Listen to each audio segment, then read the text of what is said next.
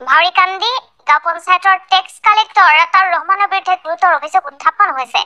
এডিআৰইৰ 5 পৰীক্ষাৰ্থীৰ পৰা ধনৰাশি সংগ্ৰহৰ অভিযোগ উত্থাপন হৈছে। লিখিত পৰীক্ষা অবিহনে চাকৰি দিয়াৰ নামত সংগ্ৰহ কৰিছে লাখ লাখ টকা। আতাউৰ ৰহমানৰ বিৰুদ্ধে বসুধৰা আৰক্ষী চকীত দুটাকৈ গোচৰ ৰুজু কৰা হৈছে। কেমেৰাৰ সন্মুখত কান্দি কান্দি মুখ্যমন্ত্ৰীৰ দৃষ্টি আকৰ্ষণৰ চেষ্টা কৰিছে ভুক্তভোগীয়ে।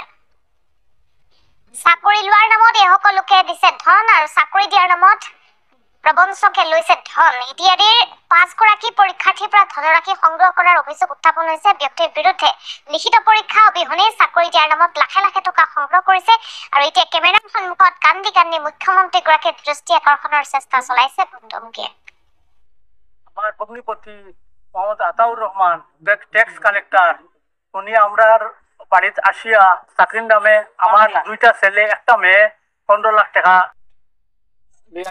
এডিআরই চাকরি দেওয়ার লাগিয়া আমরা এডিআরই এপ্লাই করে লাইছুন, অথচ ইন্টারভিউ বুঝতে দিছুন না। আবার কল আইব বাড়ির তারা হয়েছে আমার 15 লাখ টাকা আমার দুই ছেলে এক মেয়ের কাছে টাকা আত্মসাৎ করেছে।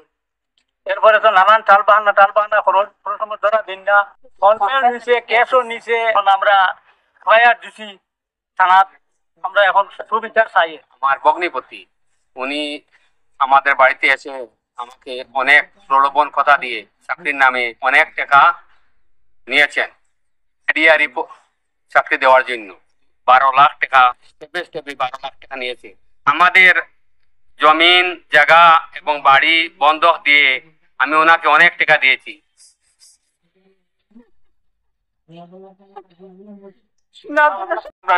আইনের দ্বারা তোলাম আমাদের সঠিক ইজাটা যেন পাই। চাকরি হইব গ্যারান্টি দেওয়া, আমি দিলাম গ্যারান্টি পাক্কা কথা। আমি চাকরি হয় নাতে আমি চাকরির টাকা দিমু।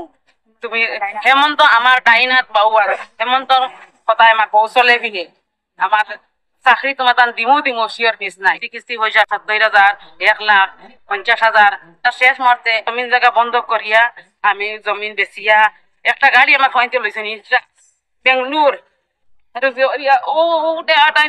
তাবুরে কইছে যে ইটা গাড়ি দি তুমি কিতা করতা, জমিন বেশি জমিন দি কিতা করতা, চাকরি